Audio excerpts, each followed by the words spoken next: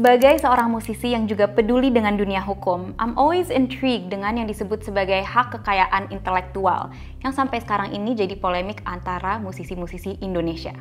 Pelanggaran hak kekayaan intelektual is getting worse.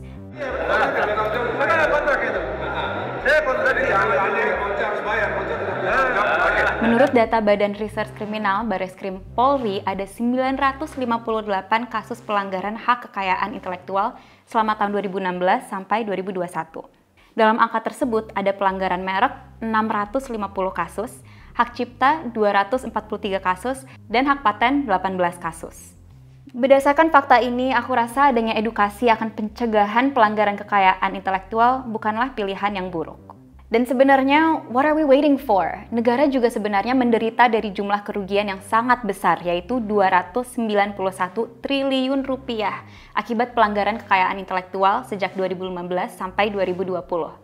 Not to mention, ada 138 data aduan pelanggaran kekayaan intelektual yang dihandle oleh Direktorat Jenderal Kekayaan Intelektual sejak 2019 sampai Juni 2022. It's a fast-changing world. Perekonomian baik di tingkat nasional maupun internasional mencoba mengikuti. Mau nggak mau, semua hal ini pun akan berperan dalam terjadinya perkembangan hak kekayaan intelektual. Aku Cia, selamat datang di rubrik Jurnal Hukum.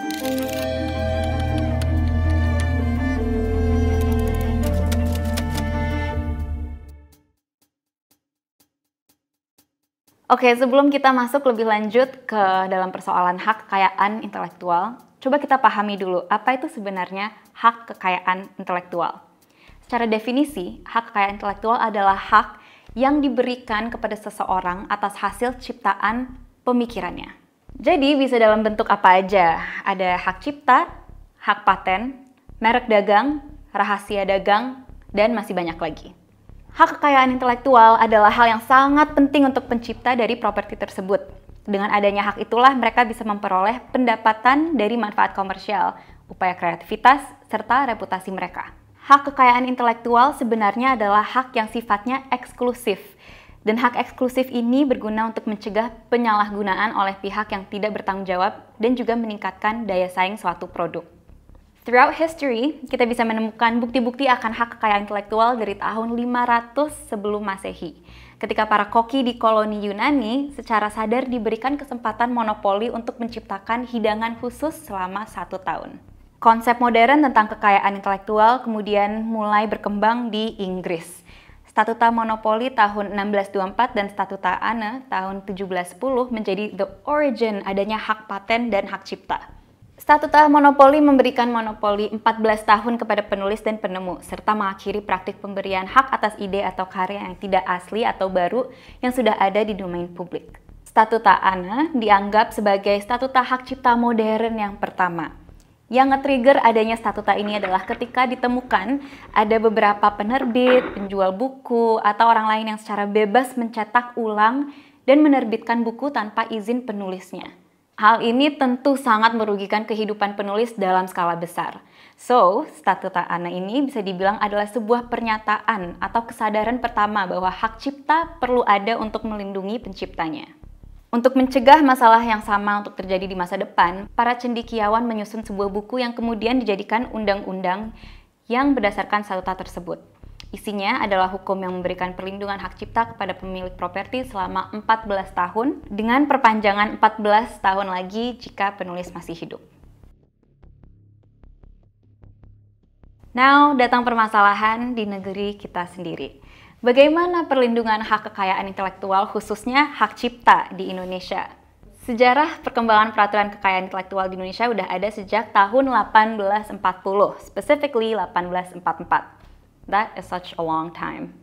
Waktu itu, pemerintah kolonial Belanda memperkenalkan undang-undang pertama mengenai perlindungan kekayaan intelektual. Selanjutnya, pengaturan mengenai hak cipta di Indonesia dimulai dengan berlakunya Autorwet 1912. Dan kemudian dicabut setelah pemerintah Indonesia berhasil menciptakan hak cipta nasionalnya sendiri tahun 1982, yaitu dengan diundangkannya Undang-Undang Nomor 6 Tahun 1982 Hak Cipta. Nah, sampai saat ini pengaturan hak cipta itu diatur dalam Undang-Undang Nomor 28 Tahun 2014. Menurut ketentuan pasal 1 ayat 1 Undang-Undang Nomor 28 Tahun 2014 yang berbunyi, Hak cipta adalah hak eksklusif pencipta yang timbul secara otomatis berdasarkan prinsip deklaratif. Setelah suatu ciptaan diwujudkan dalam bentuk nyata tanpa mengurangi pembatasan sesuai dengan ketentuan peraturan perundang-undangan. Yang perlu kita ketahui juga di dalam konsep hak cipta, bentuk kekayaan intelektual cukup berbeda dengan kekayaan intelektual yang lain. Nah, sebenarnya seperti pasal tadi sebut, hak cipta itu langsung didapatkan oleh yang membuat ketika karyanya sudah dituangkan dalam bentuk nyata. Prinsip deklaratif. Dalam Undang-Undang Hak Cipta, ini disebut sebagai fiksasi.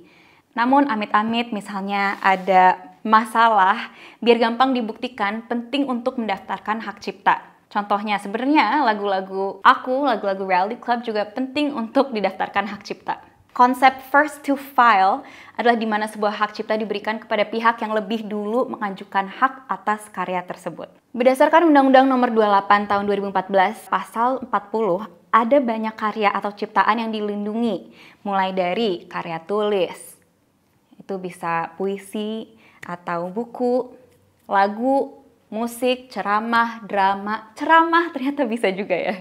Drama, tari, alat peraga, fotografi, seni rupa, peta, sinematografi, terjemahan, dan masih banyak lagi. Okay, so when we talk about rights, specifically untuk karya lagu atau musik, ada dua hak yang gak terlepas dari penciptanya, yaitu hak moral dan hak ekonomi. Hak moral diartikan sebagai hak yang melekat secara pribadi pada pencipta.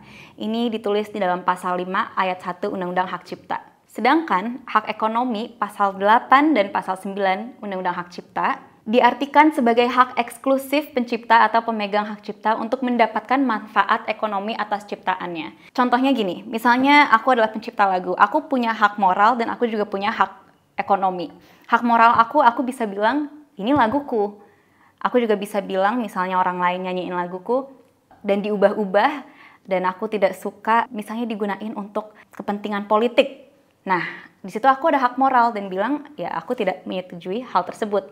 Berbeda dengan hak ekonomi, di mana karyaku juga sebenarnya bisa aku ambil keuntungan ekonominya dari situ. Jadi misalnya ada orang lain yang nyanyiin laguku secara komersil, nah aku juga bisa dapat bagian dari situ. Sebenarnya ada lagi nih yang dinamain hak terkait. Jadi hak moral, hak ekonomi, dan hak terkait yang diberikan kepada pelaku pertunjukan. Pelaku pertunjukan tuh apa sih? Sebenarnya kan beda ya. Kalau misalnya kita ngomongin lagu, ada yang disebut sebagai songwriter, ada juga yang disebut sebagai performer. Sebenarnya di luar itu banyak banget artis-artis yang tidak nulis lagunya secara sendiri. Jadi mereka cuma menyanyikan ulang lagu yang dibuat orang lain. Berarti mereka hanya mendapatkan hak ekonomi dan hak terkait. Ketika kita ngomongin lagu di era digital ini, nggak lepas dari ngomongin royalty. Dan tipe royalty tuh banyak banget. Ada mechanical royalty, ada publishing royalty, dan masih banyak lagi. Kalau misalnya kalian adalah seorang pencipta lagu atau kalian ingin terjun di industri kreatif, specifically music, dan kalian ingin belajar lebih lanjut, ada baiknya kalian baca panduan yang dibikin oleh Koalisi Seni yang berjudul Semua yang Perlu Musisi Tahu Tentang Hak Cipta Digital.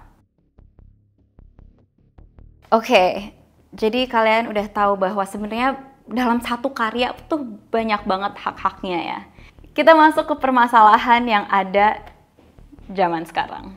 Peraturan tentang hak cipta di Indonesia unfortunately belum optimal sama sekali dalam menghadapi kasus-kasus yang sudah menjadi racun semenjak lama. Seperti pembajakan, pemalsuan, penyalahgunaan, dan pengubahan musik tanpa izin. Dan yang paling dirugikan akan hal ini adalah pemilik properti atau pencipta properti. Ada polemik yang ikonik dalam dunia musik Indonesia, that rhymes. Beberapa waktu yang lalu ada kasus Ahmad Dhani versus Once. Pasti kalian juga mungkin pernah dengar tapi nggak tahu inti masalahnya tuh apa. Nih, ayo kita bahas. Tiba-tiba saya lihat ini nyanyi lagu ini, tiba-tiba ini nyanyi lagu ini gitu. Itu kan moral ya, itu moral aja gitu. Yang dilanggar bukan hukum tapi moral. Jadi sebenarnya mereka itu memiliki perbedaan pandangan akan pedoman membawakan lagu yang udah didaftarin hak ciptanya. Lebih tepatnya menyinggung pasal 9 ayat 3 Undang-Undang Hak Cipta dan pasal 23 ayat 5 Undang-Undang Hak Cipta. Dari pasal 9 ayat 3 berbunyi jika tanpa izin maka dilarang melakukan penggandaan dan atau penggunaan secara komersial. Ahmad Dhani pendapat lain dengan Once. Ia bilang, apabila Once ingin membawakan lagu Dewa 19, ada baiknya izin terlebih dahulu. Tapi dalam pasal 23 ayat 5 berbunyi dapat melakukan tanpa meminta izin terlebih dahulu dengan membayar imbalan. Nah, inilah pasal yang menjadi dasar pedoman Once. Pasal tersebut menyatakan kalau pencipta nggak bisa membatasi karyanya untuk dibawakan atau dinyanyikan oleh siapapun, selama ada jaminan kalau pemilik lagu tetap mendapat hak royalti melalui lembaga manajemen kolektif. Dalam pasal 23 ayat 5 juga dapat dikatakan ada kewajiban memenuhi hak ekonomi kepada pencipta. Yang menjadi masalah dalam kasus ini adalah Once sendiri mengkhianati pedoman yang ia percayai, sehingga ia bisa dikatakan sebagai pelanggar hak ekonomi dalam rezim hukum hak kekayaan intelektual. Dalam LMKN, Peraturan Pemerintah Nomor 56 Tahun 2021, ditulis dan diperjelas bahwa royalti memang harus dibayar. Ahmad Dhani juga menguatkan tuntutannya dengan menegaskan bahwa Once Mekel nggak pernah membayar royalti sejak 2010. Nah, ini yang menjadi masalah karena saat Once menyanyikan lagu Dewa 19, ia melakukannya juga dengan tujuan komersil. Kalau kita balik lagi ke hukum yang ada, sebenarnya di Undang-Undang Hak Cipta juga nggak dijelaskan secara spesifik siapa yang harus membayar. Kita ambil ini dari detik.com 31 Maret 2023, di mana Once Mekel merasa nggak punya tanggung jawab bayar royalti ke Ahmad Dhani karena posisinya diundang dalam sebuah acara. Maka, jika ada yang harus bertanggung jawab ke LMK, Once bilang ya harusnya IO-nya lah, event organizer-nya. Dari dua pasal tersebut ada permasalahan yang sama, yaitu perihal perizinan dan pembayaran royalti. Itu seharusnya dilakukan oleh siapa sih? Dari dua pasal itu ada permasalahan yang sama, yaitu perihal perizinan dan pembayaran royalti. Itu seharusnya dilakukan oleh siapa sih? Comment below. Oke, selanjutnya. Belum ada regulasi terkait kesepakatan teknis penggunaan karya cipta. Jadi ada lagi kasus Badai versus Chris Patih. Bagi yang nggak tahu, Badai adalah ex-pianis atau keyboardist dan salah satu pentolan dalam Chris Patih yang sudah keluar. Badai menganggap masih ada kesepakatan teknis penggunaan karya cipta yang nggak dipenuhi oleh Chris Patih. Contoh kesepakatan teknisnya ya, misalnya harusnya Chris Patih itu info dulu soal kegiatan manggung, tapi ternyata tidak dilakukan. Dan yang nggak dilakukan juga oleh Chris Patih adalah nggak melakukan pembayaran persentase 5% di depan atau selambat-lambatnya H-1 sebelum acara dilakukan. Dan dari itu sudah timbul pelanggaran penggunaan karya cipta. Next. Jadi karena digital itu selalu berkembang, pasti masalahnya selalu berkembang ya. Ini ada lagi kalau kita ngomongin tentang hak cipta, itu pelanggaran hak cipta yang dilakukan oleh anonim. Jadi orangnya nggak diketahui. Oke, dalam Undang-Undang Hak Cipta ada kata modifikasi ciptaan dalam pasal 5 ayat 1 dan kata wajib mendapatkan izin bagi pelaksana hak ekonomi dalam pasal 9 ayat 2. Sekarang kan kalian tahu koplo itu lagi marak banget, remix lagu orang atau menggunakan kembali lagu orang lalu dimodifikasi. Itu sebenarnya gimana sih peraturannya? Nah, ini semua sebenarnya udah diatur di dalam Undang-Undang Hak Cipta dalam pasal 5 ayat 1 ini. Ada kasus, sebenarnya nggak kasus-kasus banget sih. Ada masalah lah nih from Nadine Amizah, ya dimana ia nggak terima karena ada satu pihak yang tanpa izin mengedit lagunya atau melakukan remix akan salah satu lagunya, yaitu Rayuan Perempuan Gila. Pasti kalian juga pernah denger deh di TikTok. Aransemennya itu diubah dan di speed up oleh salah satu oknum di media sosial. Banyak yang nggak tahu kalau berdasarkan pasal 5 ayat 1, lagu yang diubah atau di remix tanpa izin itu sebenarnya adalah pelanggaran hak cipta. Menurutku ini kasusnya menarik, karena sebenarnya banyak yang melakukan hal ini di platform-platform sosial media lain. Masalahnya adalah nggak ada peraturan jika yang melakukan pelanggaran adalah anonim atau tidak diketahui identitasnya. Kasus re-uploader atau pihak anonim ini sebenarnya menjadi masalah besar, karena ya orang share-share konten aja, tapi kadang kita nggak tahu gitu siapa yang pertama membuat atau memodifikasi karya seni ini. Karena meski perbuatannya melanggar hak cipta, nggak ada peraturan yang benar-benar bisa melindungi pemilik hak cipta dari penyalahgunaan karya oleh anonim. Karena kita nggak tahu identitas orangnya.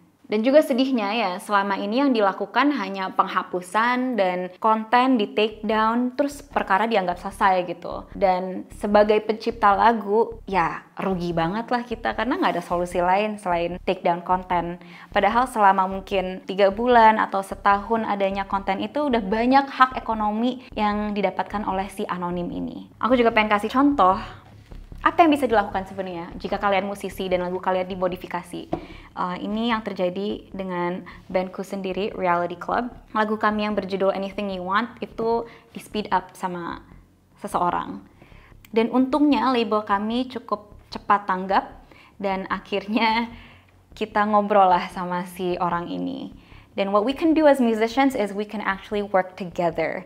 Jadi daripada di take down kontennya dan misalnya kita setuju nih lagu kita di speed up, ya harusnya ada dong pembagian porsi hak ekonomi di situ. So what a lot of songwriters and musicians do is, yeah, they work together now.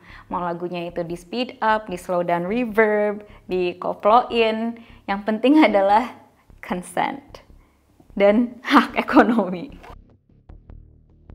Alright, so to end this video, ada 3 poin penting yang aku pengen kalian semua dapatkan dari video ini. Oke, pertama, untuk semua pekerja kreatif yang memiliki karya sendiri, whether you are a songwriter or a performer, atau mungkin kalian seorang ilustrator, remember, it's important that you have rights. Dan penting untuk dipelajari juga agar kamu tahu keuntungan dan perlindungan apa saja yang kamu bisa dapatkan. Kan ada pepatah kayak, jadi anak band gini-gini banget gitu, kayaknya karyanya dicolong orang lain, udah susah payah bikin lagu gitu, terus kayaknya kita nggak dapet hak ekonomi dari situ. Itu pemikiran yang salah banget, karena you can get money from your work, from your art. Kedua, untuk kalian yang mau menggunakan karya orang lain, ingat, yang paling penting adalah izin dulu, mau itu cover lagu, pakai lagu untuk video wedding, mau pakai lagu untuk perform di acara 50 orang, itu kita harus izin, apalagi kalau udah ada tujuan komersil. Apabila sang pencipta meminta hak ekonominya dari performance kamu atau dari karya kamu yang sudah melibatkan karyanya, ya kamu juga harus kasih sesuai dengan porsinya. Kecuali nih ya, semua mulai dari visual atau audio, kamu mau bikin semua sendiri, one man show, itu juga bisa jadi solusi sih, kalau kamu benar-benar nggak mau ngasih porsi apapun ke orang lain. Ketiga adalah bahwa ternyata kita masih perlu regulasi seputar izin hingga secara teknis dalam membawakan karya orang lain biar semua pihak merasa nyaman. Apalagi sekarang udah ada AI. Kalian udah denger belum sih yang Plankton nyanyi Rayuan Perempuan Gila? I think that's so crazy. Atau kayak Frank Sinatra nyanyiin lagunya Pamungkas gitu, itu gila banget sih. Jadi dari situ kita membutuhkan hukum yang melindungi untuk menghindari kerugian bagi pemilik karya atau properti. That's it for this video. I hope you learned something today. Aku Cia, sampai jumpa di Jurnal Hukum selanjutnya.